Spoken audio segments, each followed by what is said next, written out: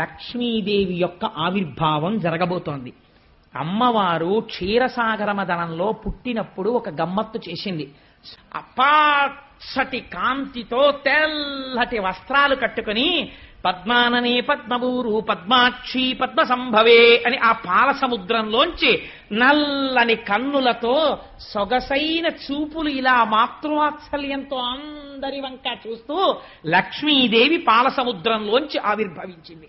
అమ్మవారి చూపులు ఎంత దిశల వరకు పడ్డాయో అంతవరకు దరిద్రములన్నీ తొలగిపోయి అందరూ ఆనందమును పొందారు. లక్ష్మీదేవి జన్మించింది. ఆనాడు పాలసముద్రం దగ్గర ఉత్సవం జరిగినట్టు జరుగుతోంది. నేను ఇక్కడ నమ్మి ఒక మాట చెప్తున్నాను.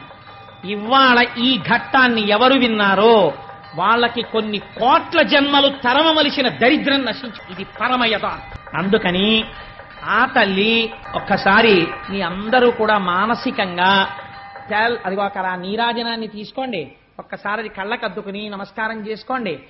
స్వామి త్రిమూర్త్యాత్మకమై దత్తాత్రేయుడై ఉన్నాడు. చక్కటి జేగంటలు మోగే ఈ దేవాలయంలోను. అటువంటి పరమ పవిత్రమైనటువంటి లక్ష్మీదేవి యొక్క ఆవిర్భావము జరిగింది. ఇంకా దేవేంద్రుడికి దరిద్రం ఏమిటండి? అమ్మవారి చూపుల్లోంచి ఐశ్వర్యం వస్తుంది. అందుకే ఆదివారం నాడు కనకధారా స్తోత్రాన్ని అనుసంధానం చేస్తున్నాం. అమ్మవారి యొక్క దృష్టిలోంచి ఐశ్వర్యం కురిసేస్తోందిగా. అటువంటి చూపులు చూస్తూ అమ్మవారు మళ్లీ పాల సముద్రము నుండి ఆ లక్ష్మీదేవి ఆవిర్భవించినది. ఇప్పుడు పుట్టగానే ఆ తల్లి యవ్వనంలో పుట్టి ఇంద్రుడు వెంటనే కలశస్థాపనం చేసి అమ్మవారిని ఆ దర్శనం చేసి చెప్పినటువంటి స్తోత్రం భాగవతంలో లేదు, కానీ దేవీ భాగవతంలో ఉంది.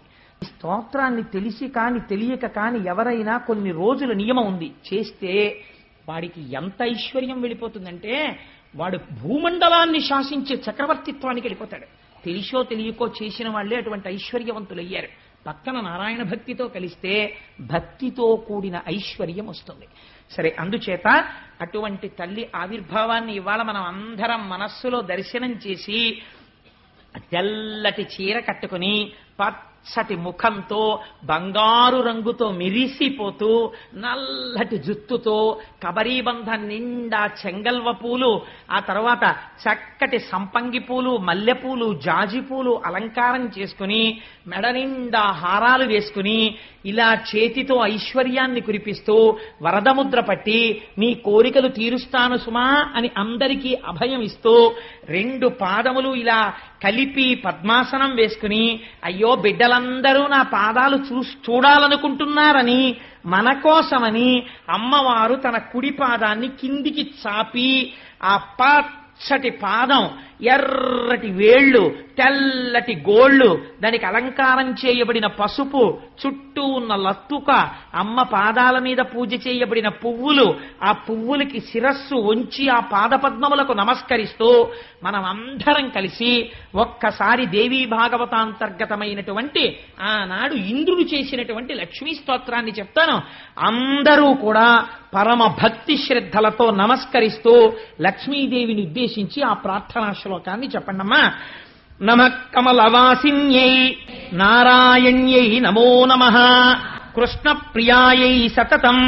అంటే చల్లగా ఉంటుందండి, కప్ప చల్లగా ఉంటుందండి. కప్ప రూపంలో వచ్చాడు, నీళ్లలో ఉండగలడు, భూమి మీద ఉండగలడు, ఉభయచరంగా వచ్చాడు.